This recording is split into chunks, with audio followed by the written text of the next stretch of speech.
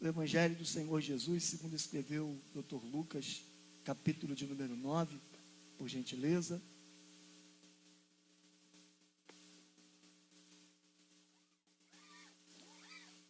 Obrigado. Capítulo 9, versículo de número 28. Na proporção em que você for encontrando, você pode ficar de pé, por gentileza.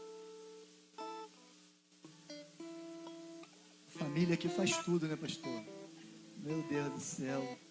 Esposa canta, brada, recolhe oferta, os filhos tocam, pastor preside. Meu Deus do céu. Só aguardar o acréscimo dos céus agora.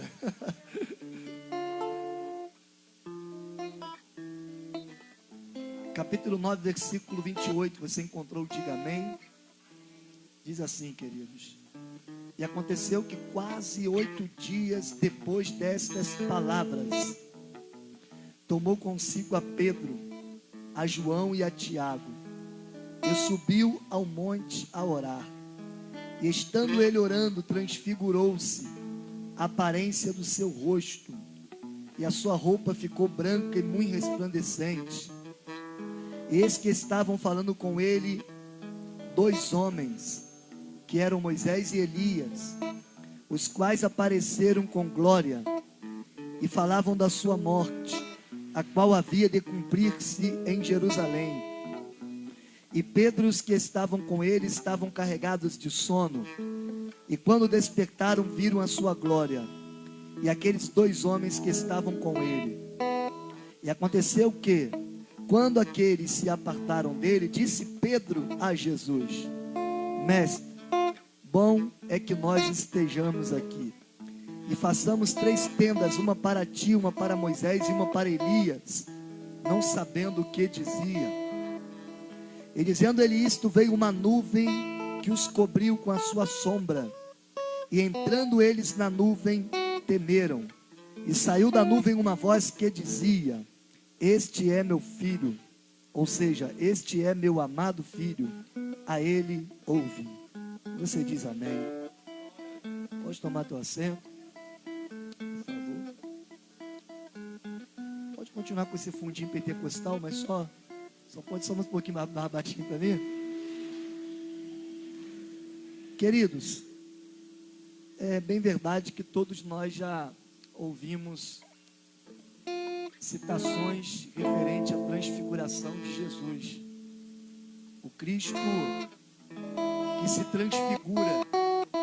A palavra transfigurar quer dizer transformar, o Cristo que se transformou. Mas existe um versículo chave nesse texto que, na minha concepção, ele é o link para que nós possamos entender um pouco o trajeto da transfiguração. O versículo é o de número 27, onde diz: Em verdade vos digo que dos que aqui estão, alguns há que não provarão a morte, até que vejam o reino de Deus.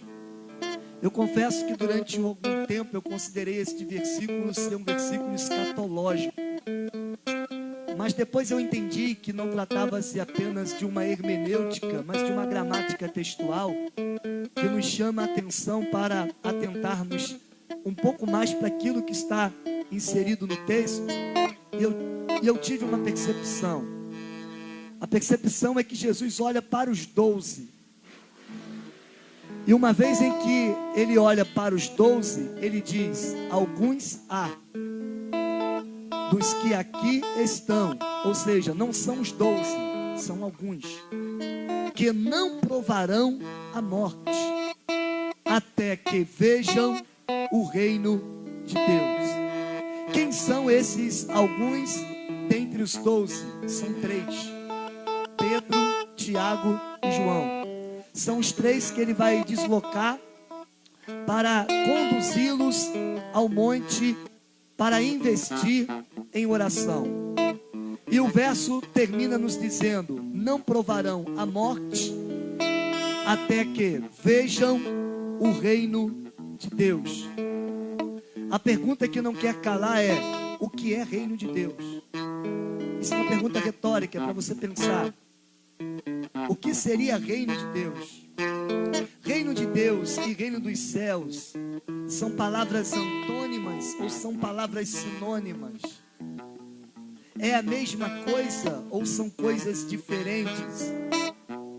Segundo a visão pré-milenialista, reino de Deus é o governo espiritual de Cristo no coração dos salvos, e reino dos céus é o governo físico abaixo do céu atmosférico no período mileniar, para levar Israel a cumprir o desígnio de Deus. Mas eu fico com a visão de Wycliffe, porque o Wycliffe vai dizer que reino de Deus e reino dos céus é a mesma coisa. A questão é que Mateus, quando escreve, ele escreve para judeus. E o evangelho, segundo escreve Mateus, não é o primeiro evangelho a ser escrito. Se não é o primeiro evangelho a ser escrito, por que entra como o primeiro na linha de frente? Porque aqui não trata-se de ordem cronológica, aqui trata-se de ordem lógica.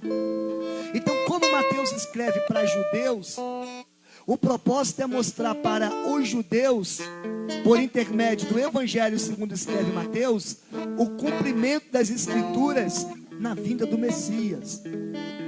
Então, quando Mateus escreve para judeus, ele usa a expressão reino dos céus 34 vezes. E apenas 4 vezes, aproximadamente, ele usa a expressão reino de Deus. Por quê? Porque ele está escrevendo para um povo que não usa o nome de Deus a todo instante. Já que ele escreve para um povo que não usa o nome de Deus a todo instante em vão, então ele usa mais a escrita reino dos céus por 34 vezes. E aproximadamente apenas 4 reino de Deus. Porque ele escreve para um povo monoteísta e não politeísta, um povo que venerava um único e verdadeiro Deus.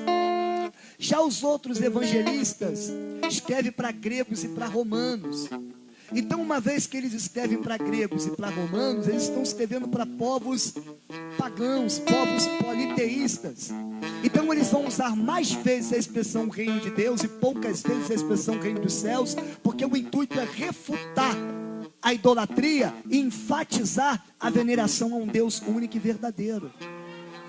Então isso me faz entender uma linha de raciocínio de pregador, que reino de Deus e reino dos céus é a mesma coisa. Eu fico com a visão de Wycliffe e não com a visão pré-milenialista, sem querer desprezar a importância da outra visão oposta, mas eu fico com Wycliffe, porque eu aderi à sua linha. Uma outra verdade sobre reino de Deus ou reino dos céus é que reino de Deus não é algo estático. Reino de Deus não é algo parado. Então não trata-se de local geográfico ou físico. Reino de Deus, segundo Donald Claybill, é algo dinâmico, é algo vivo, é algo que se move, é algo que anda. Percebe-se que a expressão bíblica não é reino nos céus, mas é reino dos céus.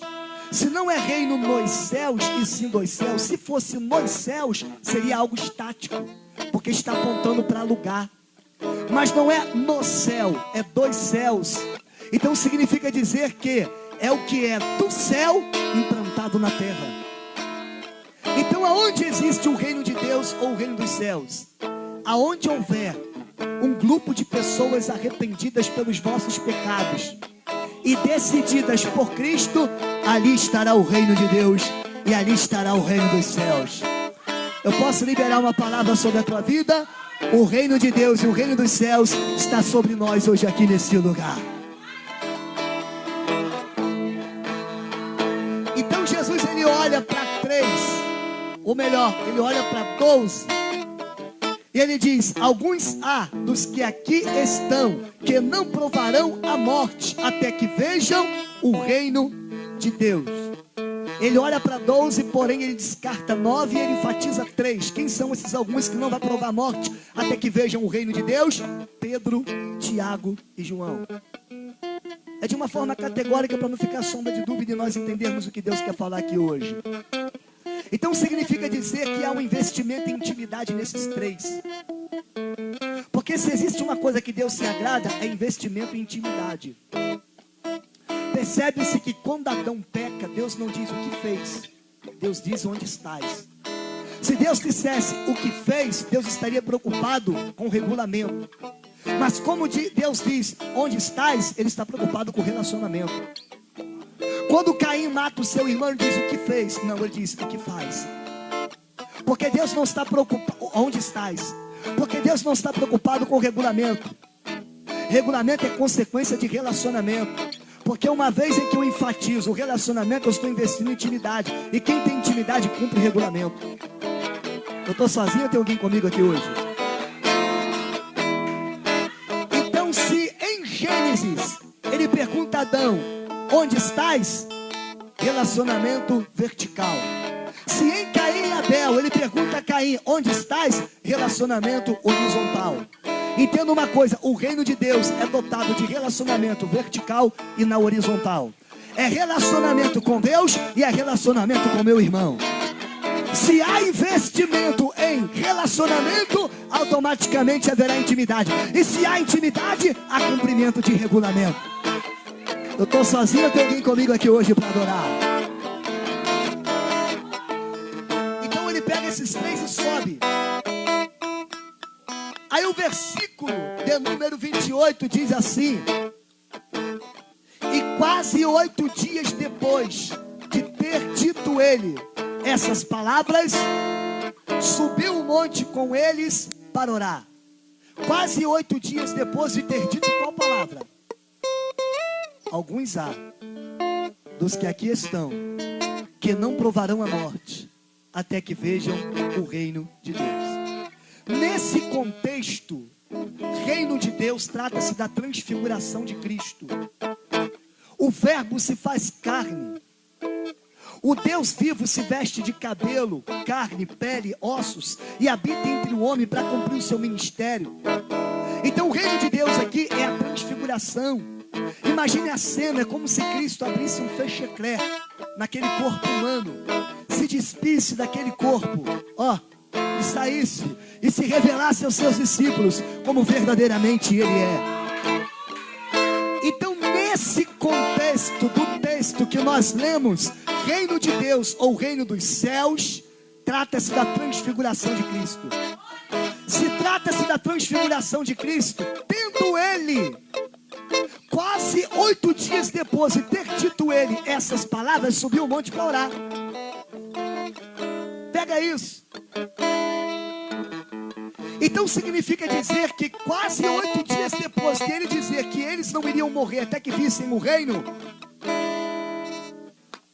8 dias depois, arredondando uma semana e um dia, eles contemplaram a transfiguração de Cristo. Então eles estão debaixo de uma promessa. Se eles estão debaixo de uma promessa, quanto tempo essa promessa levou para se cumprir? Quase 8 dias depois. Eu posso ser sucinto nas minhas palavras? Tem promessa que leva 1 ano. Tem promessa que leva 5, 10 anos. Mas tem promessa que leva um pouco mais de uma semana. E eu não quero mexer com o teu ego. Eu quero liberar uma palavra que está descendo aqui do céu sobre a minha vida e para a tua vida. Tem gente que entrou aqui hoje para cultuar e Deus está mandando eu profetizar. Há uma promessa que vai se cumprir em um pouco mais de uma semana. Quase 8 dias depois, tendo ele dito esta palavra, subiu o monte para orar. Então significa dizer que esta promessa se cumpriu em quase 8 dias depois da liberação da promessa. Eu estou pregando para alguém aqui hoje que vai receber a promessa em um pouco mais de uma semana. Isso é profético. Alguém levanta a mão para pegar isso?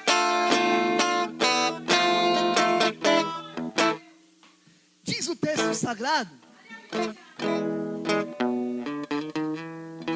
que eles sobem para orar.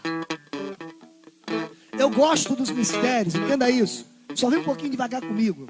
Eu gosto dos mistérios, eu gosto de dar lugar para Deus. Só que Jesus não subia monte para entrar no mistério.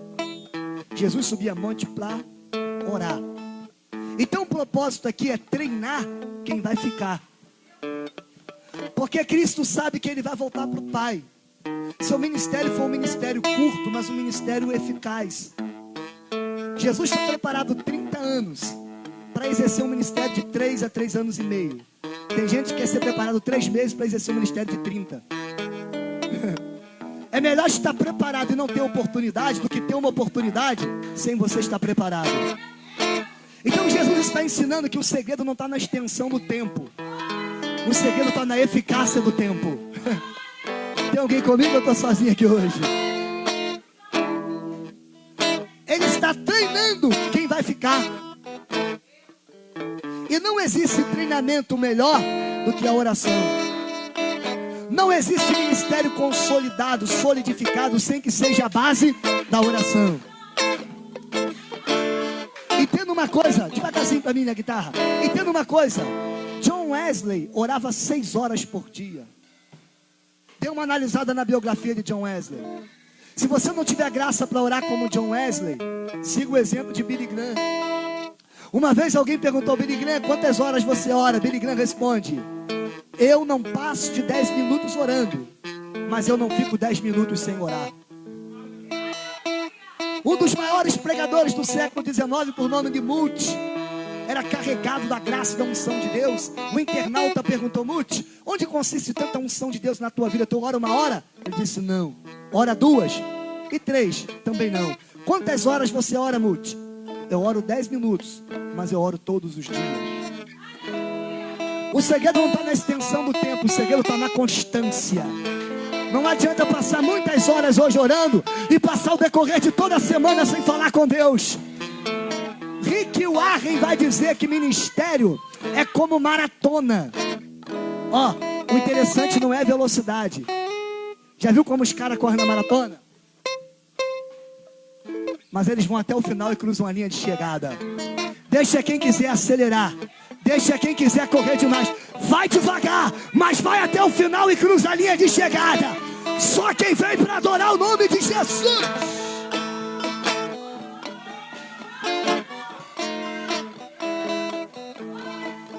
Então o investimento aqui é na oração. Percebe-se que, tendo eles orado, eu gosto dos detalhes, transfigurou-se, trocando em miúdos, transfigurar o mesmo que transformar. Então quer dizer que primeiro ele orou,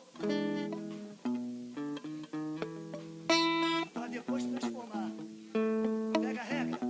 Tendo ele orado, transfigurou-se. Tendo ele orado, se transformou. Então significa que ele só se transformou porque estava orando. Vai de novo, hein? Tem gente que quer ver a família mudada, quer ver transformação na casa, mas não quer orar. Quer ver transformação no relacionamento, mas não quer orar. Quer ver transformação no ministério, mas não quer orar. Quer ver transformação na família, no matrimônio, mas não quer orar. Deus está dizendo: primeiro você ora, depois eu transformo. Primeiro você ora, depois eu transformo. Primeiro você ora.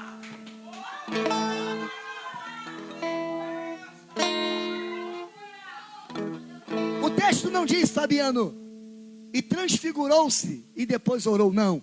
Tendo eles orado, transformou-se. Então a transformação é decorrência da oração. Então significa dizer que ele só se transformou porque estava orando. Vai dar glória agora ou depois? Tem alguém comigo ou eu estou sozinho aqui hoje? Pega isso. Prioridade quando eu oro não é Deus me ouvir. Deus me ouvir é consequência. Eu não quero diminuir a importância de Deus me ouvir quando eu oro. Mas eu quero enfatizar que Deus me ouvir enquanto eu oro é consequência, não prioridade. Vamos para a Bíblia? Mateus capítulo 6. E quando orares, entre no seu quarto, feche a porta, e o teu pai que te ouve em secreto te recompensará. É assim que está no texto? Não. O seu pai que te vê. Então prioridade quando eu oro não é Deus me ouvir, é Deus me. Sabe o que isso nos ensina? É que quando Deus me vê, Ele faz uma leitura da minha alma e uma ressonância magnética do meu coração. E Ele está dizendo: eu não me iludo com falácias, eu não me iludo com palavras bonitas. Tem gente que ora cheio de questões enigmáticas. Deus de Abraão, Isaac e Jacó, Deus dos mantos, dos fogos, dos ventos. Mas o coração está podre e está sujo. Tem gente que não sabe nem falar direito o português, mas quando ora, Deus vê a sua alma e o seu coração e derrama aquilo que Ele precisa. Aleluia! Então a prioridade quando eu oro não é Deus me ouvir. A prioridade quando eu oro é Deus me ver. Existe uma máxima que diz assim: quando eu oro, Deus prefere encontrar em mim um coração sem palavras do que palavras sem um coração. Então prioridade quando eu estou no joelho não é Deus me escutar, isso é consequência, é Deus me contemplar. Posso liberar para você da glória?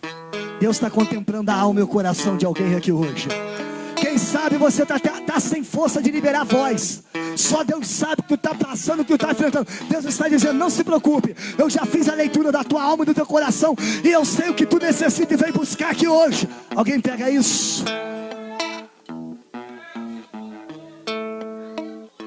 Há um detalhe impressionante no texto. Na realidade esse texto é rico de detalhes. É que ele vai dizer que o que transforma é o rosto, não é a roupa.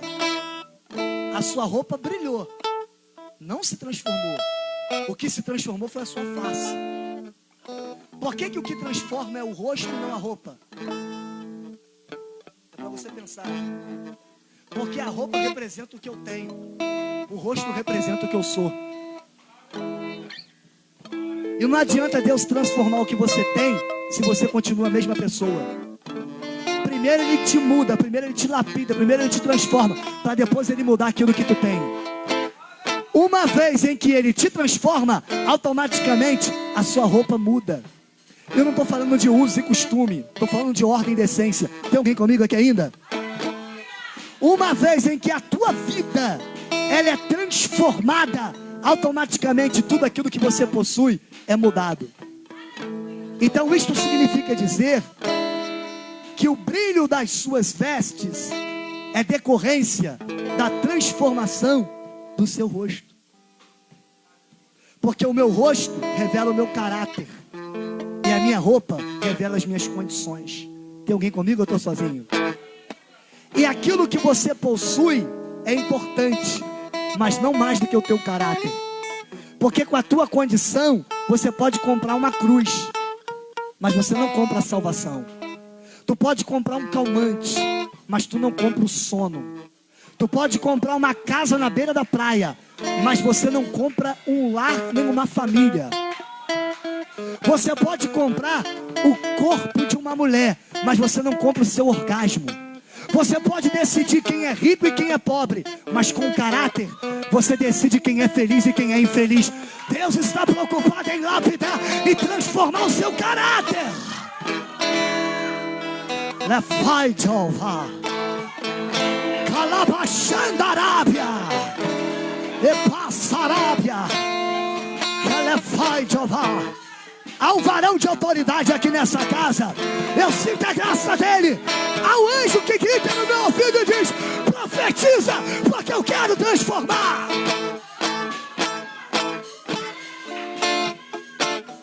Calai Jeová queba. Aonde omícia que levasse de calebaraia. Aqui dentro dessa casa eu sinto a graça desse anjo que passa para lá e ele passa para cá. Só você que sente, levanta a mão para receber.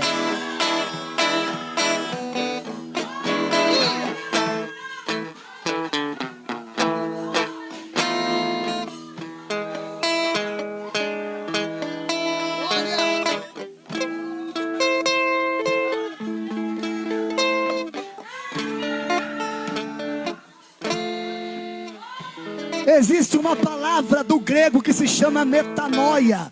Metanoia quer dizer mudança e transformação de caráter. Deus hoje está trabalhando com a metanoia dentro desse lugar. Te prepare para receber.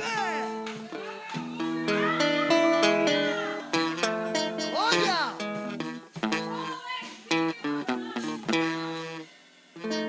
diz o texto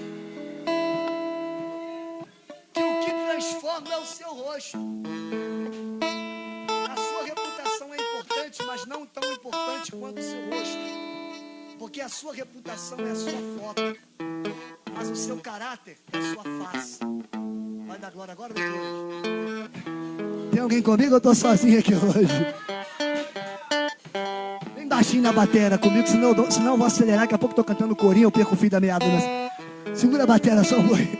Senão daqui a pouco estou cantando corinho, já perdi a mensagem. Quem está comigo, diga glória. Um varão de autoridade aqui, irmão. Eu sinto a graça dele.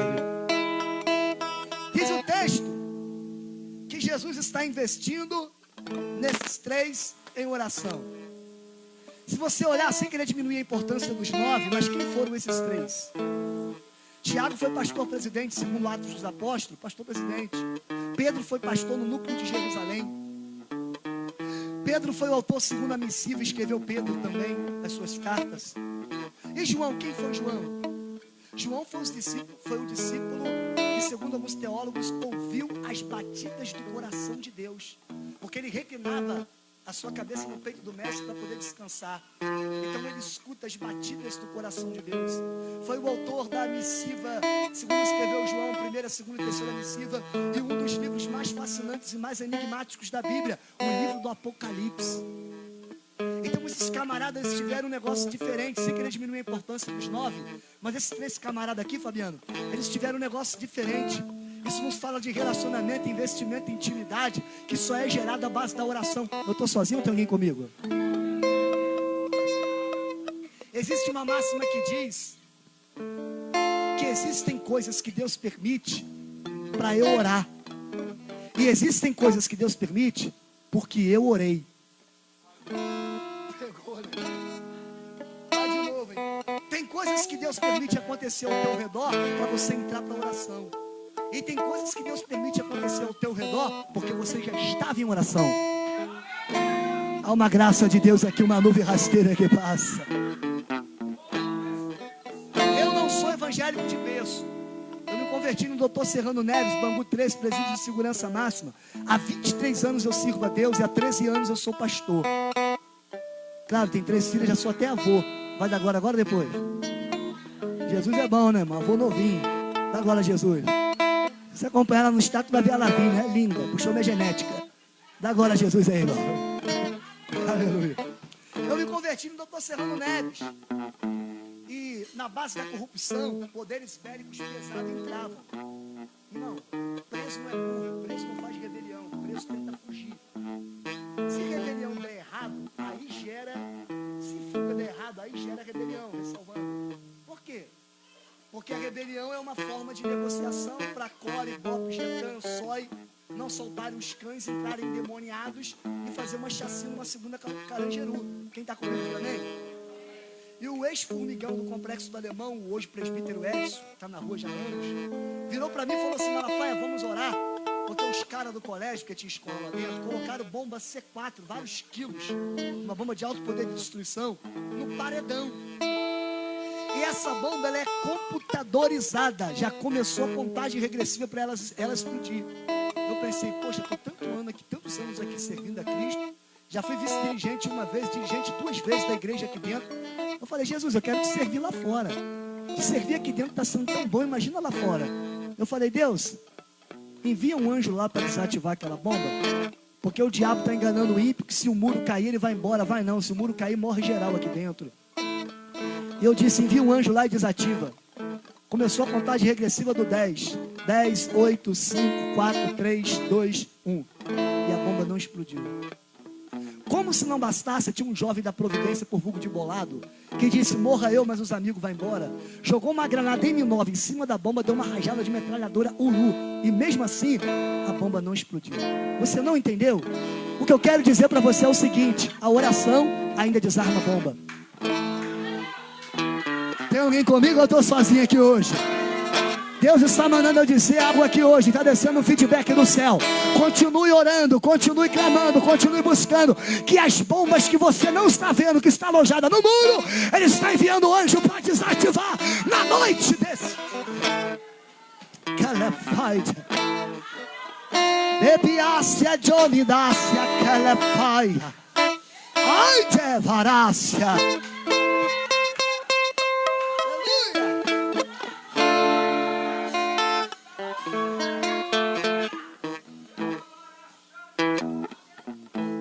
me chama a atenção nesse texto, bom, na realidade tudo me chama a atenção nesse texto. Quem está comigo ainda, diga amém. São os dois camaradas que aparecem na transfiguração, Moisés e Elias. Qual é o propósito deles estarem ali? Eles vieram trazer uma revelação do que iria suceder com Cristo em Jerusalém concernente à sua morte. Alguém está comigo ainda? Só que isso me fez indagar o texto. Por quê? Porque a dispensação aqui ainda é antiga, não é a graça. A dispensação da graça só vem pós-cruz, pós o ato sacrificial de Cristo. E quem era o responsável pelas revelações na dispensação antiga? O anjo. Qual era o nome desse anjo? Gabriel. Se era o anjo, por que aqui não vem o anjo? Nossa. Por que vem Moisés e Elias trazer um recado para executar uma missão que não era deles? Estou sozinho ou tem alguém comigo aqui hoje? E Deus falou comigo à luz da Bíblia, por intermédio de uma iluminação divina, é que Ele quer quebrar aqui protocolo. Ele quer quebrar aqui conceitos teológicos equivocados. Se você analisar, os judeus paparicavam Moisés e Elias, exaltavam eles demais, a ponto de querer ofuscar Jesus, e os patriarcas, Abraão, Isaac e Jacó. Você lembra quando Jesus está dialogando, confabulando com uma mulher no poço? A mulher diz: és tu maior do que nosso pai Jacó? Ó, colocando Jacó lá em cima. Ele mesmo nos edificou esse poço e bebeu da água. Jesus disse: mulher, você é boba, bebe dessa água, daqui a pouco tu está no poço de novo. Mas se tu beber da água que eu tenho, nunca mais tu vai sentir sede. Jesus está conversando com os judeus. Ele está dizendo: vosso pai Abraão não exultou em ver meu dia, viu e se alegrou. Aí eles: ela tem nem 50 anos, está dizendo que viu Abraão. Jesus: vocês são bobos. Antes que Abraão existisse, eu já era. Antes que Abraão viesse à terra, eu já existia. Jesus está refutando eles no conceito deles. Aí aqui agora na transfiguração não é diferente. Moisés representa a lei, Elias representa os profetas, Jesus representa a graça. O propósito aqui é mostrar que a graça sobrepuja a lei e a graça sobrepuja a era dos profetas. Então percebe-se que a graça não é lei, mas é como se fosse o ápice de uma lei na sua perfeição. Porque na lei de Moisés dizia que adultério, para ser adultério, um cônjuge tinha que se deitar com outro cônjuge para consumar o ato. E a graça? A graça vai dizer que se eu olho e eu desejo, eu já adulterei. Porque eu só não deitei porque eu não tive a oportunidade, porque eu desejei. Então a graça é a perfeição da lei. Se você olhar na lei de Moisés, vai dizer que o homicídio, para ser homicídio, um camarada tem que matar outro. E na graça, se você odiar o seu irmão, você já cometeu o homicídio contra ele. Não precisa nem de matar. Porque a partir do momento que você odeia, só não matou porque não teve oportunidade. A graça é o ápice da lei. A graça é a perfeição da lei. Então o propósito desse texto é revelar que a graça é maior do que a lei e a graça é maior do que os profetas. Dietrich Bonhoeffer, um teólogo alemão que escreve sobre a graça, ele disse algo interessante. Ele diz: não considere barato para você aquilo que custou caro para Deus. A graça não pode ser barateada. Tem gente que pensa que só porque está na graça pode fazer tudo, mas se esquecem que Ananias e Safira foram fulminados na graça. A graça é o ápice da lei. A graça sobrepuja a lei e a graça sobrepuja os profetas. Nós estamos debaixo de uma graça. Alguém está comigo aqui ainda? E o que dizer de Elias nesse contexto? Havia uma bajulação apontada também a Elias. Se você olhar o episódio que é posterior à transfiguração, eles descem do monte, no capítulo 9, mais à frente um pouco, pastor Fabiano, eles são rejeitados pelos samaritanos. Aí tem dois camaradas que estavam no monte, que tinham acabado de descer o monte, que sofriam de transtorno bipolar. Porque uma hora ele amava, outra hora ele queria fuzilar e metralhar. A saber, João. Uma hora ele é do amor, outra hora ele é do fogo consumidor. Então, quando os samaritanos se recusam a hospedar Jesus e os seus discípulos, qual é a petição desses camaradas que acabou de vir no monte? Mestre, permita-nos orarmos, a fim de que desça fogo do céu, mate essa galera aí, vamos transformar Sodoma e Gomorra numa segunda, samaritana em uma segunda Sodoma e Gomorra, ressalvando, porque eles se recusaram a nos receberem. Mas espera aí, que negócio é esse? Eu acabei de vir no monte. E só porque alguém aqui embaixo do monte se recusou a me receber, eu quero matar? Então quer dizer que no monte eu sou espiritual, fora do monte eu sou carnal? Imagine um culto no monte com Moisés, Elias e Jesus. Mano, terra. Ainda tinha uma nuvem ainda, uma voz que saiu de dentro. Os caras estavam cheios. Aí os caras descem do monte. Quando eles descem do monte, a atitude deles é matar quem está aqui embaixo, porque quem está aqui embaixo não recebeu eles. Gente, tem uma letra de um corinho por aí que diz: quem não me aceitou vai ter que me engolir. Não, gente, isso é infantilidade espiritual. Nem todo mundo nasceu para te aceitar. Nem todo mundo nasceu para aderir ao teu jeito de pregar. Nem todo mundo nasceu para gostar do teu jeito de louvar. Só que o fato de algumas pessoas não aderirem à tua forma e o teu jeito não significa que você não vai chegar onde Deus determinou que você chegue.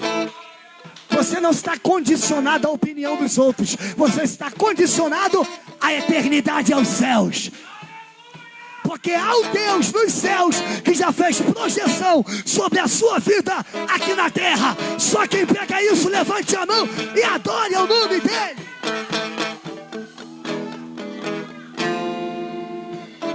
Então aqueles que rejeitam Jesus estão virando vítimas. Porque o que me chama a atenção aqui não é a reação dos samaritanos, é a atitude de quem dizia ser discípulo. Porque é melhor ser rejeitado por um samaritano na cara do que ser aceito com fingimento e falsidade por um falso judeu. Vai dar glória agora ou depois? É melhor ser rejeitado na cara por um samaritano do que ser aceito por falsidade diante de um falso judeu. Então o que me chama a atenção aqui não é a reação dos samaritanos. O que me chama a atenção aqui é a ação de quem dizia ser discípulo. Porque o exemplo vinha deles. Tem alguém comigo aqui? Qual é a petição deles? Permita-nos orarmos para descer fogo do céu, como Elias orou. Olha a bajulação a Elias. Quem aparece lá em cima? Elias. Só que eles acabaram de vir no monte e não aprenderam nada que viram no monte. Porque a voz do pai que bradou na nuvem disse: não é Moisés nem Elias, é o meu filho amado, é eles que você tem que ouvir. Só que eles descem no monte, parece que não aprendeu nada do que aconteceu lá em cima. Aí quando chega aqui embaixo, eles querem copiar Elias. Eles querem imitar Elias. Só que Elias prefigura quem está longe. Jesus prefigura quem está perto. Sem querer generalizar, esse é o mal da nossa geração. Quer fazer bajulação, cadeirinha a quem é de longe, mas se esquece de dar moral a quem é da casa. Se esquece de honrar e dar prestígio a quem é da casa. Posso te dizer uma coisa? Nada contra ser midiático, porque Deus pode levar o pastor Alex, o Fabiano, qualquer um de nós à mídia, com um propósito, é claro. Só que quem é midiático, você só conhece pela tela do celular ou do notebook. Você não conhece a vida. Agora quem é de perto, cabe o culto, você sabe para onde vai. Vai dar glória agora ou depois? Quem é de longe, você conhece só pela tela. E tem gente que cabe o culto, vai para o prostíbulo, vai beber uísque, vai fumar maconha, isso é pesado, mas é sério, vai cheirar cocaína. E quem é de casa, cabe o culto, você vem indo embora com a família dentro do carro, você conhece a vida. Aprenda a dar moral a quem é de perto. Aprenda a valorizar quem é da casa. Porque quem é da casa, tu conhece a vida. Quem é de longe, tu só conhece pela plataforma da rede social. Vai dar glória agora ou depois? Tem alguém aqui para adorar?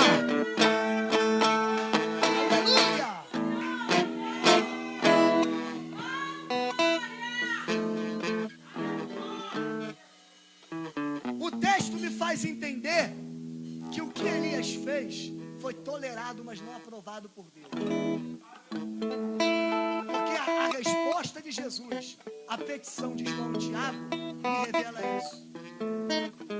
Permita-nos orar, resplandecer fogo, como Elias orou, para exterminarmos esse povo. Aí que Jesus responde? O Filho do Homem não veio destruir a alma dos homens, ele veio salvá-la. Trocando em miúdos, eu não vim fazer o que Elias fez. Eu vim salvar. Vamos lá? Para desenhar. Se eu posso copiar Jesus, eu vou querer copiar Elias. Paulo disse: sede meus imitadores, como eu sou de Elias, como eu sou de Cristo. Se eu posso imitar Jesus, eu vou querer imitar Elias. Não existe personagem bíblico melhor para ser imitado do que a pessoa bendita de Jesus Cristo. Aí Jesus diz assim: não sabeis vós de que espírito sois?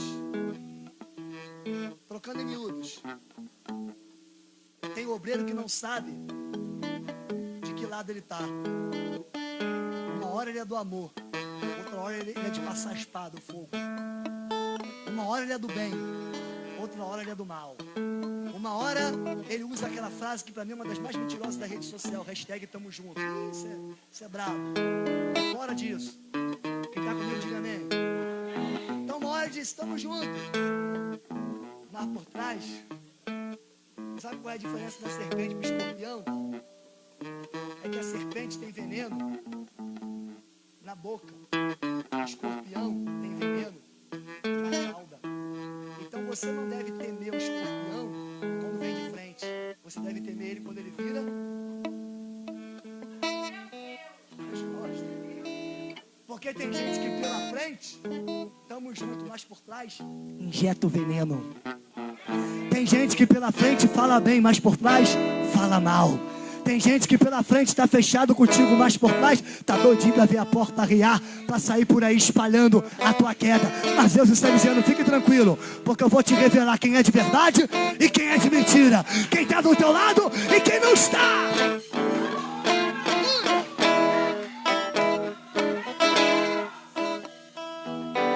Quer ver uma coisa? Eu descobri algo interessante aqui. Bom, descobri várias coisas, mas sempre tem algumas coisas que nos impulsionam. É que o que revela para os outros onde nós vamos chegar não é a nossa credencial da convenção, não é o nosso diploma de teologia, bacharelado, doutor em divindade, mestrado. Não quero diminuir a importância de nada disso. São tudo coisas importantes, mas não é isso que revela para os outros onde nós vamos chegar. Sabe o que revela para os outros onde nós chegaremos? O nosso rosto. Vamos para a Bíblia? Os samaritanos se recusam a hospedar eles, porque diz a Bíblia que o rosto deles revelava para os samaritanos que eles iam para Jerusalém. Ou seja, o local de adoração dos samaritanos era em Geresi, e do judeu em Jerusalém. Então o semblante de quem está indo para Jerusalém está revelando para quem não pode ir para Jerusalém que eles estão indo. Então isso significa dizer que o meu rosto, o teu rosto, revela para os recalcados onde a gente vai chegar. É por isso que tem gente que não vai com a tua cara. Vai dar agora ou depois? É por isso que tem muita gente que não gosta de você. É por isso que tem muita gente que diz que você não faz, você não pode, você não é. É porque o teu semblante tem algo diferente e revela para muita gente que você vai chegar onde eles não chegarão. Então o fato de você chegar onde muita gente não vai poder chegar vai fazer com que alguns opositores se revelem no seu caminho.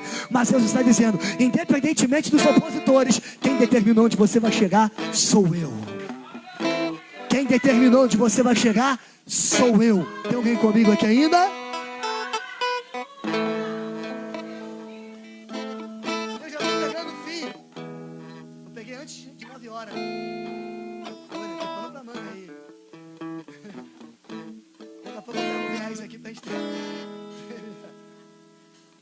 Quem está comigo ainda? Sem sono. Quem está preparado? Eu quero descansar, vou terminar. O pregador, quando fala que vai terminar, só Jesus. Vou terminar. Não quero descansar. Mas eu vou descansar se eu passar daqui sem absorver nada. É importante que você absorva no mínimo 50%, 60% do que está sendo falado aí. Já é o suficiente para sair daqui como Peter Pan, voando. Dá glória a Deus aí. O texto diz, aqui é texto. Quantas vezes eu disse o texto diz? Porque eu amo o texto. Eu admiro meus amigos que são temáticos, outros são expositivos, eu sou textual. Eu gosto do texto, sou apaixonado pelo texto. Tem alguém comigo ainda? A Bíblia diz, ou o texto diz, que quando eles acabam de entregar a revelação para Jesus, quem? Moisés e Elias. Jesus procura quem era para estar orando. E quem era para estar orando, não está orando. Está fazendo o quê? Os biblicistas, me ajuda? Está fazendo o quê? Dormindo. Mas era para dormir? Era para quê? Era para subir monte para dormir? Eu já subi monte, já vi gente levar até esteira. Tem uns que levam a rede. Eu já vi de tudo no monte. Tem uns que levam a rede. Só falta levar água de coco e fazer piquenique. Quem está comigo dá glória a Deus aí. Só que o propósito ali não era dormir, o propósito ali era o quê? Orar. Só que quando Jesus procura eles, ao invés de orar, eles estão... Gente, quem investe em intimidade, segura baixinho. Isso aqui é sério. Quem investe em intimidade, e não é intimidade sem que seja gerada a base de oração, escuta o que ninguém escuta e vê o que ninguém vê. Vai de novo, hein? Esses 3 estão vendo o que os 9 não viram. Porque, vai agora ou depois. Porque quem investe em intimidade, vê o que ninguém vê e escuta o que ninguém é capaz de escutar. Pega isso. Só que aqui, ao invés deles orarem, eles estão... Pelo fato de eles estarem dormindo, significa dizer que eles não ouviram a revelação que Moisés e Elias trouxeram para Jesus. Do que iria acontecer com Jesus concernente à sua morte e à sua prisão em Jerusalém. Então, o que isso nos ensina? É que quando eu durmo, ao invés de orar, a revelação chega e eu não pego. Tem gente que tem tanto crédito no céu, já gerou até bônus, que podia estar dormindo, mas mesmo assim está orando. Tem gente que já acabou o crédito, expirou os bônus, e ao invés de orar, está dormindo. Aí Deus está... Quem está comigo ainda? Aí Deus está dizendo, entre para a sala da oração, invista em relacionamento, intimidade comigo, porque eu quero revelar algo para você, em que não há como revelar para quem não gosta de oração. O problema é que quando é para orar, e ao invés de orar, eu estou dormindo, a revelação de Deus chega no quarto e eu não pego. Mas quando eu estou orando, quando é para orar, a revelação chega e eu pego da parte de Deus. Só quem vai pegar a revelação do céu. Aleluia! Jesus procura os camaradas e eles estão dormindo. Só que o cenário não é para dormir, o cenário é para orar. Estou sentindo a graça dele aqui. Tem um varão de autoridade comigo aqui nesse ponto. Aí vem um dos discípulos e diz: Mestre, vamos estarmos aqui. Façamos aqui 3 tendas. Uma para ti, uma para Moisés e uma para Elias. 3 tabernáculos. O que eles estão querendo dizer com isso? Vamos ficar aqui porque aqui está legal. A gente pode cultuar Moisés, pode cultuar Elias e pode cultuar o Senhor. Gente, aí vem a nuvem. Aí de dentro da nuvem sai a voz. Ó, esse negócio de culto não é para Moisés nem para Elias. Quem está comigo ainda? Esse negócio de culto é para ele. Ó, não é um nem outro. É o meu filho amado. A ele vocês devem ouvir. Eu sinto a graça de Jesus aqui. Aí o texto diz, Fabiano, que quando eles pedem para construir tenda, o texto diz assim, ó: e não sabiam eles o que diziam. Por que eles não sabiam o que diziam? Primeiro, existe bênção que eu não posso contar antes do cumprimento. Segundo, existem palavras que eu só posso dizer se elas forem maiores e melhores do que o meu silêncio. Terceiro, a paz que eu procuro está no silêncio que eu não tenho. Vai de novo, hein? Existem bênçãos que eu não posso contar antes do cumprimento. Existem palavras que eu só devo pronunciar se elas forem maiores e melhores do que o meu silêncio. E a paz que eu procuro está no silêncio que eu não tenho. Então o texto vai nos dizer, isso aqui é muito forte, tem alguém comigo ainda? O texto vai nos dizer que não sabiam eles o que diziam, porque estão abrindo a boca para falar quando não é para falar. Tem gente que é assim, quando é para falar ele se acovarda, quando é para ficar quieto ele quer abrir a boca para poder falar. Mas a Bíblia diz em Provérbios 13:3 que o que guarda os seus lábios preserva a sua alma, mas o que muito fala tem perturbação. Provérbios 17:28, até o tolo quando se cala é reputado como sábio, e o que cerrar os seus lábios por entendido. Deus está dizendo, se as suas palavras não são maiores e melhores do que o teu silêncio, é melhor ficar de boca fechada. Quem está comigo ainda nessa noite? O texto me impulsiona a fazer um paralelo para a gente terminar. Um paralelo entre a transfiguração e a crucificação. O monte da transfiguração prefigura o dia de glória de Jesus. O monte da crucificação prefigura o seu dia de adversidade, de dor. Olha que paralelo interessante. Tem alguém ainda acompanhando meu raciocínio? Estou preocupado para não cansar vocês, já estou terminando. É que no monte da transfiguração, Fabiano, que prefigura o dia de glória, o rosto dele era como a visão de João no Apocalipse. Olhos como fogo, rosto como o sol. Mas na crucificação, que é o dia de dor, o seu rosto está flagelado de tanto apanhar e os seus lábios incharam, a ponto dele dizer Eli, e quem está assistindo a sua dor entender e dizer Elihá, a ponto dele dizer Deus, e quem está assistindo a sua dor entender ele dizer Elias. Agora imagina alguém com os lábios inchados de tanto apanhar. Quando diz Eli, vai parecer que diz Elihá. Quando diz Deus, vai parecer que disse Elias. Sabe por quê? Quem nasceu para assistir a sua dor, nunca compreenderá as suas palavras. No monte da transfiguração, que é o dia da sua glória, ele tem do lado direito um ladrão. Ou seja, ele tem do lado direito Elias, do outro lado Moisés. Homens que qualquer um gostaria de andar na itinerância. E na crucificação, que é o dia da dor, lado direito ladrão, lado esquerdo outro ladrão. Pessoas que ninguém gostavam de ter por perto, ou gostariam de ter para poder andar. Na transfiguração, que é o dia da sua glória, a sua veste brilha e resplandece. Mas na crucificação, que é o dia da dor, ele está semi-nu, aquilo que é vergonhoso a um judeu. Por que a Bíblia nos impulsiona a fazermos este paralelo? Para nos ensinar que a chamada de um homem e de uma mulher de Deus não é pautada só em dias de glória, é pautada em dias de dores também. E eu faço uma pergunta retórica para a gente caminhar para o fim, fechar agora, eu prometo. Onde Jesus triunfa? No dia de glória? Onde ele é exaltado? No dia de glória ou no seu dia de dor? Eu estou pregando para alguém aqui que quem sabe está vivenciando dias de dores. Aí alguém está olhando e está dizendo, está em pecado, estou fazendo um pressuposto da tua vida, estão te prejudicando. Deus está dizendo, fique tranquilo. É exatamente nesse momento de dor que você vai triunfar. Está chegando a exaltação de Deus sobre a tua vida aí. No dia da dor ele vai dizer, está consumado, que no grego é tetelestai, que quer dizer, a dívida foi paga. Vocês não devem mais. Se eu não devo mais nada, você não deve mais nada, tu não era para estar dando mais glória do que já deu aqui hoje?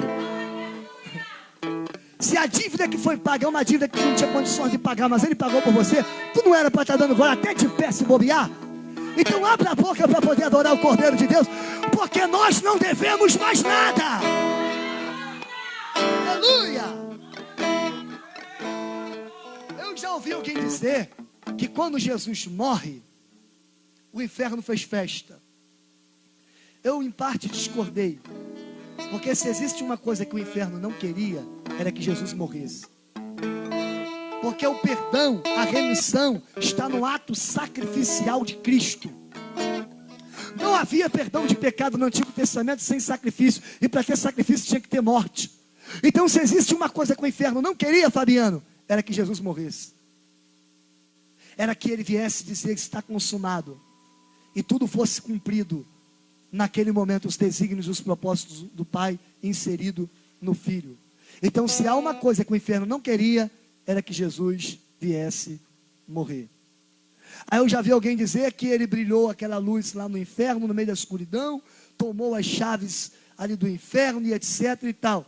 Aqui é uma outra coisa que em parte eu discordo, mas é uma coisa particular, uma teologia particular minha. Se você quiser pegar e aderir, beleza. Se eu não quiser, também não me tenha como herege, porque eu estou fundamentado na palavra. Há uma diferença de fé para fideísmo. Fideísmo não tem fundamentação bíblica, a fé tem fundamentação bíblica. Tem alguém comigo aqui ainda? Não confunda vida com chave. No Evangelho segundo Estevão e João, ele vai dizer: ninguém tira a minha vida, eu de mim mesmo a dou. Eu tenho poder para dar-la e tornar a tomá-la, porque este mandamento eu recebi do meu Pai. Vida, está falando de chave. Quando a Bíblia fala de chave, não fala que ele toma. Onde está escrito que ele toma a chave? Isso é uma conjectura, uma linha de raciocínio do pregador, mas não é uma fundamentação bíblica. Tem alguém comigo ainda? Olha o que diz o texto de Apocalipse, não precisa abrir, só ouça, capítulo 1, versículo 17. E eu, quando vi, caí a seus pés como morto. E ele pôs sobre mim a sua destra, dizendo-me: não temas, eu sou o primeiro e o último, e o que vivo, e fui morto, mas eis aqui estou vivo para todo sempre. Amém. E tenho as chaves da morte e do inferno. E tenho. O verbo está em tomar ou o verbo está em ter? Em ter.